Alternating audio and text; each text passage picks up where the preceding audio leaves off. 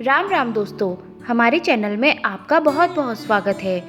कभी कभी जीवन में कुछ ऐसी परिस्थितियां आती हैं जब हम अपने भगवान को बेहद याद करते हैं और पूरी तरीके से उनमें डूब जाते हैं। और कभी कभी हमें ऐसा लगता है कि काश कोई हमें अपने भगवान से मिला देता।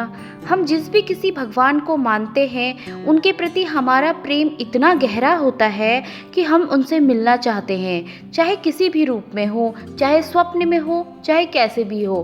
परंतु हमारी इतनी तीव्र इच्छा होती है कि हम भगवान को एक बार पा लें। इसी प्रकार बाबा जी के एक भक्त की इच्छा थी कि बाबा जी उन्हें एक बार अपने इष्ट शंकर भगवान के दर्शन करवा दें। तो हुआ यूं, उन्होंने अपना किस्सा सुनाते हुए कहा, महाराज जी की कृपा से मेरा उनके कई और अनन्य भक्तों के साथ भी बहुत अच्छे संबंध थे। उन्हीं में से उनका एक भक्त कुमार भी इन्हीं ऐसे मित्रों में से एक था। एक बार मुझे उसके देहावसान का समाचार मिला तो मैं बेहद दुखी हुआ।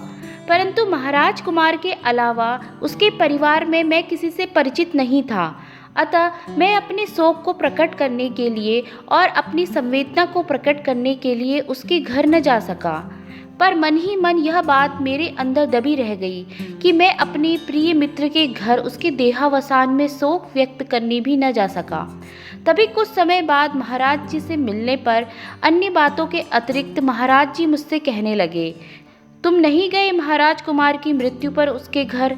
तो मैंने कहा, महाराज मैं उसके सिवा उसके परिवार वालों को नहीं जानता था, तो मैं वहाँ जाकर क्या करता। फिर महाराज जी बोले, तो चलो बनारस हमारे साथ, उसी की कोठी पर चलेंगे, फिर उसके बाद शंकर भगवान के दर्शन कराएंगे तुम्हें। और ऐसा कहकर हम महाराज कुमार के घर की तरफ चल दिए।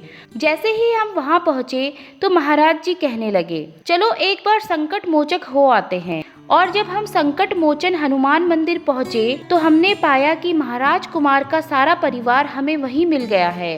उन्हीं के साथ साथ फिर हम उनके घर की तरफ चल दिए। आवश्यक औपचारिकता के बाद हम सीधे विश्वनाथ जी के मंदिर पहुंच गए। वहां पर उन्हें एक विचित्र वेशभूषा में साधु किस्म का एक आदमी मिला, जिससे महाराज जी भी बड़े विचित्र भाव और अंतरंगता से मिले। वह साधु भी महाराज जी से ऐसे मिला और इस तरह बातें करने लगा मानो वह महाराज जी की महत्वता जानता ही न हो और उन्हें एक साधारण दर्शनार्थी मात्र समझ रहा था। अपने प्रभु के प्रति उसका ऐसा व्यवहार देखकर मुझे उस मनुष्य के प्रति बहुत शुद्धता और खिन्नता सी व्याप गई।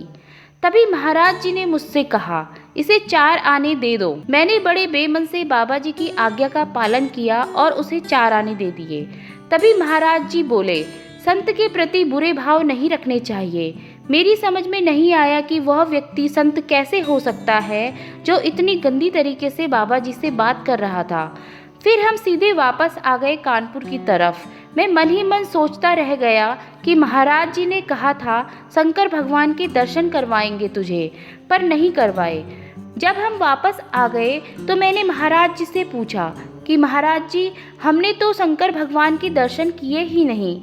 तो महाराज जी ने मुझे इसका उत्तर देते हुए कहा, उन्होंने कहा, घूमते बैठते हर साधु संत जोगी भिखारी आदि को कुछ न कुछ दान में अवश्य देना चाहिए। पता नहीं शंकर भगवान किस वेश में हो उस वक्त।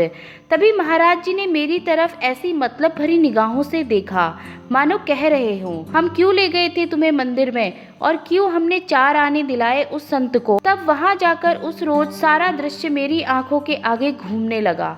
महाराज जी ने कहा था शंकर भगवान के दर्शन तुम्हें अवश्य कराएंगे और उन्होंने मुझे शंकर भगवान के दर्शन करा भी दिए।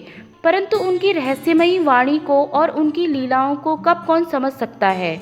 मन बुद्धि वाणी की तो कोई क्षमता ही नहीं कि वह बाबा जी को समझ सके। और इसी प्रकार से स्वयं रुद्रावतार बाबा जी ने अपने ही दूसरे स्वरूप के दर्शन मुझे करा दिए। तो दोस्तों, आशा करती हूँ बाबा जी के भक्त का यह वीडियो आपको बहुत अच्छा लगा होगा। ऐसे ही और वीडियोस देखने के लिए चैनल को लाइक व सब्सक्राइब करें ताकि सबसे पहले आपको हमारे वीडियोस के नोटिफिकेशन मिल सके। धन्यवाद।